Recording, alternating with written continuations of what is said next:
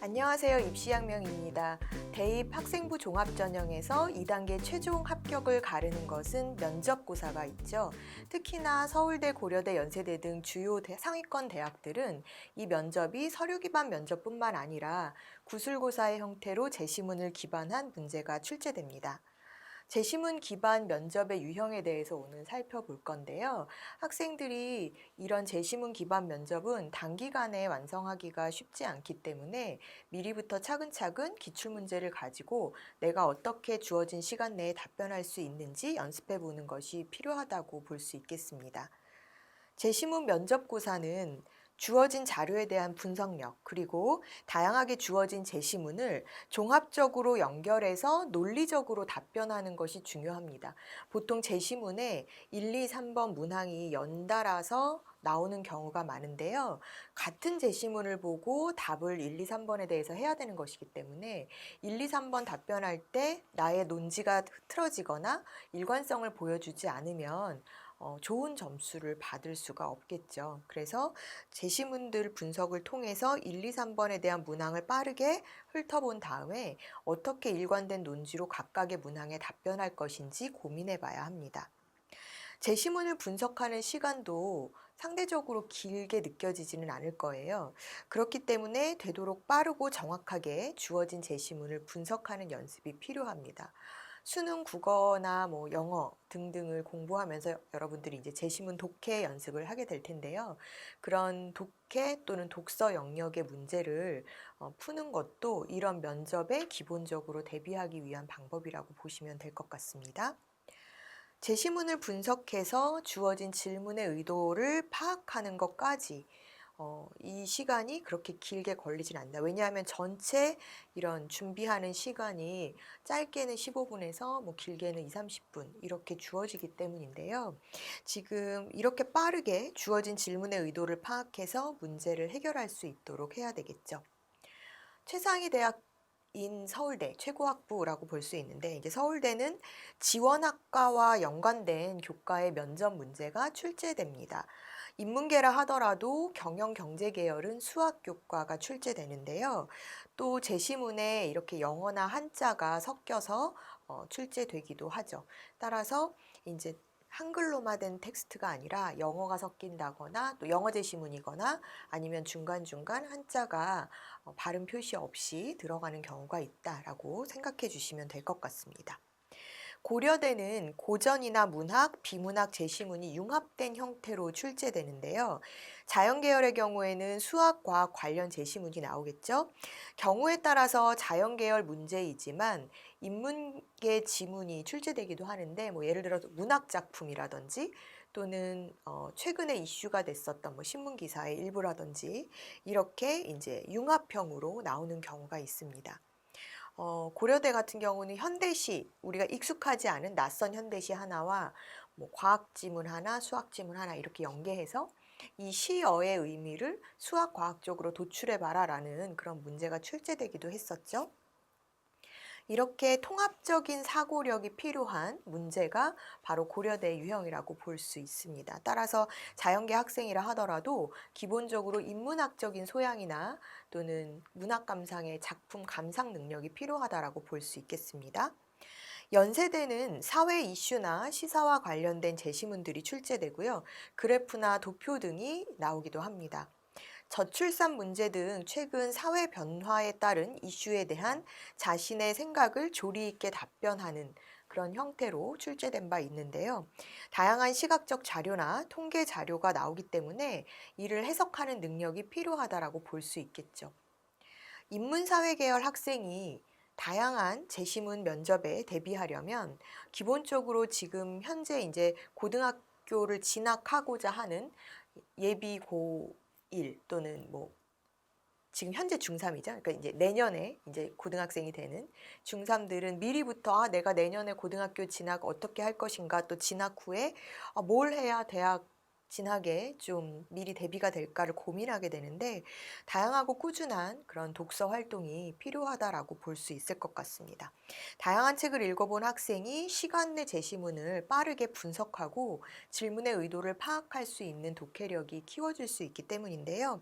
심층 사고력을 요하는 경우도 있어서 제시문에 대한 배경 지식이 있는 학생이라면 문제에 대한 접근이 더 쉬울 수 있습니다.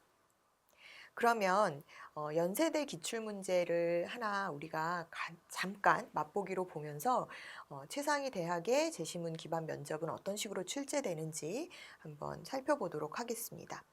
연세대 같은 경우는 현장에서 약 5분 정도, 실질적으로는 약 5분 정도 문제 풀 수 있는 시간이 주어진다고 합니다. 무난한 문제로 보여지지만 난이도가 크게 높지 않은 만큼 자신만의 독창적인 답변을 어떻게 할 것인가가 내가 이제 좀 우위를 점할 수 있는 그런 요소가 될 텐데요. 특히 1번, 2번 나왔을 때 2번의 문항이 조금 더 변별력이 있는 그런 문제의 형태라고 볼 수 있습니다. 1번 문제를 보면 일단 2019학년도 학생부 종합전형 면접형에서 출제된 문제인데요. 좀 전에 말씀드렸다시피 연세대는 이렇게 그래프, 통계 자료가 출제가 됩니다.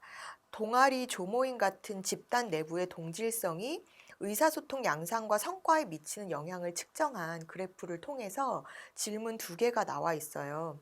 2개의 그래프로부터 추론할 수 있는 내용이 뭐냐 이것과 또 이 결과를 바탕으로 지금 위 결과라는 거는 이런 내용을 추론할 수 있다. 내가 1번에서 답변한 내용이겠죠. 이 내용을 바탕으로 조모임이나 동아리 등의 성과를 높일 수 있는 방안이 뭐냐. 즉 여기서 이제 학생의 뭐 창의성이라든지 논리성이라든지 이런 게 보일 텐데요. 일단 1번 문제에서 이렇게 각각의 내용 추론을 통해서 답을 내기 전에 개념을 재해석하는 것도 중요한 포인트가 될 수 있습니다. 즉 집단 내 동질성이 크다. 라는 것은 친하고 편한 관계의 사람들로 이루어진 집단을 뜻한다라고 볼 수 있겠죠. 이러한 배경 지식, 즉 내가 이렇게 이해한 그 전제 하에서 본격적으로 이제 왼쪽 그래프를 해석해 보게 되는 것이죠. 전체적으로 집단 내 동질성이 높을수록 집단 내 반대 의견의 횟수가 낮아지고 있는 것을 알 수 있습니다. 그 중에서 눈에 띄는 차이는 동질성 2와 3 그룹인데요. 동질성 7과 8 그룹 사이에서도 보여집니다. 동질성 1, 2 그룹은 도구적인 만남을 가지고 있는 그룹으로 우리가 이해할 수 있고 서로 자신들의 만남을 일회적인 만남이라고 생각하는 그런 사람들의 그룹이라고 우리가 추측해 볼 수 있겠죠. 그렇기 때문에 반대 의견을 또 적극적으로 개진할 수 있다, 제기할 수 있다라고도 볼 수 있습니다.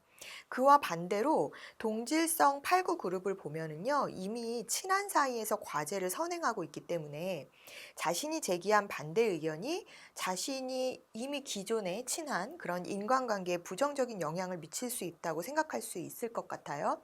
따라서 반대 의견을 제시하지 않는 경우도 있을 수 있고, 과제를 하러 모였지만 과제 수행이라는 어떤 목표보다는 친밀도를 통해서 뭐 수다를 떤다거나 이렇게 잡담에 더 집중해서 과제 수행에 집중하지 않아서 새로운 의견이 도출되기가 좀 어려운 그런 상황도 있을 것이다라는 생각이 들죠. 결과적으로 집단 내 동질성이 낮아서 관계가 서먹할수록 조원들이 반대 의견을 더 많이 제기할 수 있다라는 결과를 우리는 추론해낼 수가 있습니다. 또한 오른쪽 그래프를 보면은요, 동질성 상위 2개 그룹을 제외하고는 동질성이 높아질수록 집단의 목표 달성률이 올라가고 있다는 것을 알 수 있죠. 특히 동질성 2와 3 사이에 크게 달성률이 높아진 것으로 알 수 있는데요. 여기서는 동질성 8, 9 그룹에서 달성률이 예외적으로 낮아지는 것을 포인트로 잡고 문제를 해석해 내야 할 것 같습니다. 이 그래프는 이제 중요한 포인트가요. 집단의 성과는 동질성이 너무 높거나 또는 너무 낮은 경우 낮아질 수 있다는 것을 짚어내는 것이라고 볼 수 있어요. 동질성이 낮은 경우에는 서로 협력하지 않아서 더 좋은 성과를 이루지 못하는 그런 결과가 있다라고 보여지고 또 동질성이 높은 경우에는 과제보다는 잡담이나 어떤 친목 도모 더 집중해서 좋은 결과를 산출하지 못하는 그런 상황이 야기될 수도 있다라는 것을 우리는 찾아낼 수 있습니다.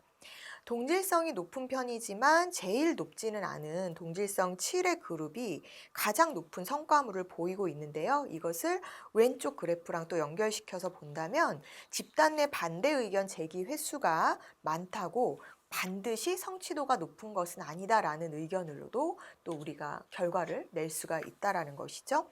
이렇듯 지금 보시면 제시문을 보고 그래프 두 개가 나왔지만 이 두 개의 제시문을 가지고도 굉장히 많은 결과적인 내용들을 추론해낼 수 있음을 알 수 있어요.